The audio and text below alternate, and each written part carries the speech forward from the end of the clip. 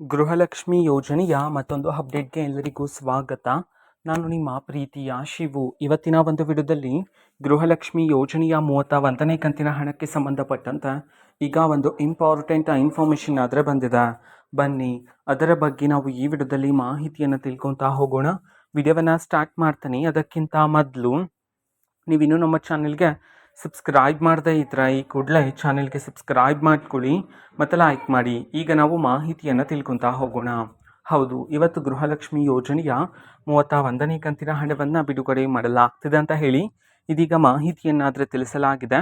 ಯಾವ ಯಾವ ಜಿಲ್ಲೆಗಳಲ್ಲಿನ ಮಹಿಳೆಯರ ಖಾತೆಗಾದ್ರೆ ಇವತ್ತು ಗೃಹಲಕ್ಷ್ಮಿ ಯೋಜನೆಯ 31ನೇ ಕಂತಿನ ಹಣವನ್ನು ಇವತ್ತು ಬಿಡುಗಡೆ ಮಾಡಲಾಗ್ತದೆ. ಈ ಒಂದು ಮಾಹಿತಿಯನ್ನಾದರೆ ತಿಳಿಸಿರ್ತಕ್ಕಂಥದ್ದು. ಅದನ್ನು ನಾವು ತಿಳ್ಕೊಳೋದಾದ್ರೆ ಇವತ್ತು ಕರ್ನಾಟಕದಲ್ಲಿರ್ತಕ್ಕಂತಹ ಮಹಿಳೆಯರಲ್ಲಿ ಇವತ್ತು ಈ 14 ಜಿಲ್ಲೆಗಳಲ್ಲಿನ ಮಹಿಳೆಯರ ಖಾತೆಗಾದ್ರೆ ಗೃಹಲಕ್ಷ್ಮಿ ಯೋಜನೆಯ 31ನೇ ಕಂತಿನ ಹಣವನ್ನು ಇವತ್ತು ಬಿಡುಗಡೆ ಮಾಡೋದಕ್ಕೆ ಸಂಬಂಧಪಟ್ಟಂತೆ ಮಾಹಿತಿಯನ್ನಾದರೂ ತಿಳಿಸಿರ್ತಕ್ಕಂಥದ್ದು.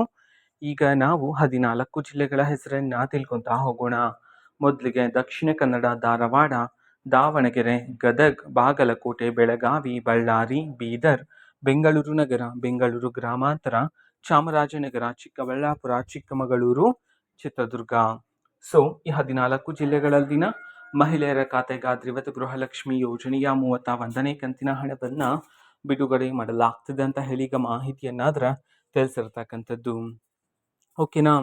ಸೊ ಇದು ಇವತ್ತಿನ ಒಂದು ವಿಡಿಯೋ. ಇದೇ ರೀತಿ ಇನ್ನು ಹಲವಾರು ಯೋಜನೆಗಳಿಗೆ ಸಂಬಂಧಪಟ್ಟಂತೆ ಮಾಹಿತಿ ಬಂದ ನಂತರ ಆದಷ್ಟು ಬೇಗ ನಾನು ನಿಮಗೆ ಇನ್ಫಾರ್ಮೇಷನನ್ನು ತಿಳಿಸ್ತೀನಿ. ಅದಕ್ಕೋಸ್ಕರ ಚಾನಲ್ಗೆ ಸಬ್ಸ್ಕ್ರೈಬ್ ಮಾಡ್ಕೊಳ್ಳಿ.